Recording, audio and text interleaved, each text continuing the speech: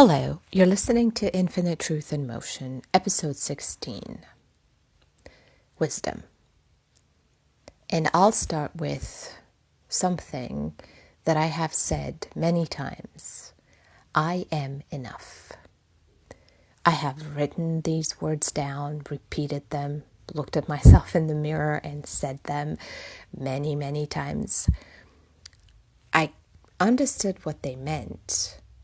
My worth is already here. I do not need to earn it through achievement, productivity, how much I give, or how useful I am to everyone around me. Beautiful. I knew it. And then I would have a day when I did very little. I rested, took a nap, sat on the couch, watched something, allowed the day to pass without turning it into anything impressive. And suddenly, all that beautiful understanding became much harder to find. Because a voice would appear with questions. What did you actually do today? What are you creating? Are you falling behind? Apparently, I am enough was much easier to believe while I was accomplishing something. That is when I began to understand the difference between knowing the truth and then living it. Because if I only feel enough while I'm doing enough, producing enough, helping enough, or moving forward in a way that I can see, then being enough is still something I am earning. It simply has nicer language around it. And that realization was uncomfortable. It was also honest. And I could have explained being enough beautifully to another person. I could have reminded them that rest has value, that their worth never disappears on a quiet day, and that being human is larger than what they complete. And I would have meant every single word. Yet, my body was still learning something else. Because it learned to associate movement with safety, doing with value, helping with belonging, and caring with love. So when I stopped, even for a little while, the mind became very busy trying to return me to the familiar ground. Make a plan, answer something, start something, at least research something. Because apparently, researching a life change at 11 o'clock at night still counts as progress. Resting, however, asked me to meet myself without all of that. And I began to see that wisdom rarely arrives because we have found quite a few right sentences. Sometimes the sentence comes first, then life gives us the experience that slowly teaches the rest of us what the words actually mean. So for me, I am enough became real through the moments when I had to remain with myself while doing a lot less. And it was never one enormous breakthrough. It happened in small choices. Taking a nap when I was tired. Leaving something unfinished and being okay with that. Changing my mind. Allowing a quiet day to be just that, a quiet day. Feeling the discomfort without immediately trying to do something about it. Some days I got up and found something to do. Of course I did. ADHD, neurodivergence, won't let you sit around. Patterns rarely leave simply because we have finally understood them, but something changed. And I could see what was happening. And once I could see it, I had another choice. I could ask, what if this day does not need to prove a single thing? And that question felt very different because it created space. For the first time, wisdom was less about having an answer and more about staying long enough to experience another way of being. And I had to live the quiet day, feel everything that it brought up, see that the world still continued. I was still here, still worthy, still myself. The body needed that experience more than it needed another affirmation. And I believe this happens with many of the truth that we carry. We know we deserve honesty, and then a relationship asks whether we will actually speak up. We know a boundary matters, and then someone we love crosses it. We know we can trust ourselves, and then a decision arrives without a clear answer, and then what?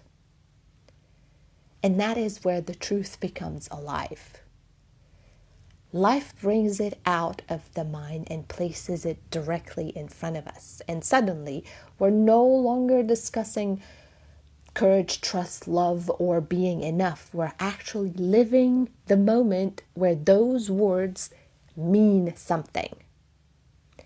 And it's not always beautiful. Many times it is. But many times it will return to an old response. And there's also when we understand exactly what happened 3 days later while standing in the kitchen. Out of nowhere, it just starts to make sense. And all of this counts. Wisdom has never required me to respond beautifully every time. It has asked me to remain willing to see what it is showing me. To let the experience teach me something without turning it into another reason to judge myself. There were choices I once called mistakes because I could only see what they cost me. Later, I could also see what they revealed, where I abandoned myself, where I already knew something and talked myself out of it, where fear was the one making the decision, or where I wanted another person to choose what only I could choose. The experience stayed the same. My relationship with it, however, changed. And that is wisdom. It is the moment our past becomes more than evidence against us. It becomes information, understanding, compassion. A truth we can carry forward, and perhaps that is why wisdom takes time. While we are inside an experience, we're feeling it. We are doing all that we can to move through it. Occasionally, trying to find ways in which life has once again, given us a lesson we don't remember actually signing up for. And understanding often arrives later, a week later, or much later. Then one day, we actually start to respond differently. Someone says something that once would have pulled us into an old pattern, and now it doesn't. We feel the pull, but we remain with ourselves. We hear our own voice more clearly, and then we start choosing from the person that we are now. And that is when we realize, oh, I learned something. The wisdom is forming while we are living quietly. And it's underneath the expectations, the moments when we believe we were getting nowhere. And this is what I value about lived wisdom. It is ours. Someone can offer us a perspective. Books can offer us knowledge. Teachers can show us possibilities. But experience is where we discover what the truth means in our own life. What being enough means in the body. Because it may look different from what it means for someone else. For example, for me, it may be resting without turning the rest into a problem. And for someone else, it may be receiving help, taking up space, or allowing themselves to want more. The words around it can be shared, but living it is individual and personal. And the wisdom continues changing because we continue living.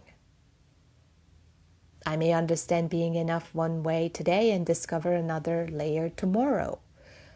A new experience may show me where I still measure myself, where I still prove, or where love and worth are still tangled with effort. That never takes me back to the beginning. It does bring me deeper. Truth is rarely something we understand once and then done with it. It meets us again at different points in our lives. Each time, we arrive with more experience, more honesty, more of ourselves available to meet it. So when I ask myself what wisdom is now, I think of those quiet moments, the ones that never looked important from the outside. And those are the days I rested and stayed with the discomfort. The moments when I choose differently, or when I finally understood what an old experience has been showing me. Wisdom was never standing above my life, handing me instructions. It was growing inside the way I actually was living. Perhaps there's something you already know, something you have read, repeated, or understood for years. And perhaps life is asking you to meet it differently now. To let it move beyond words, to let it reach your choices, your body, the way you remain with yourself when the truth becomes difficult to live. So the question I am leaving with is, what do I already know that I am now learning how to live? And there is no rush to answer. You may already be living the answer without realizing it. And then one day, you notice that you're meeting something differently.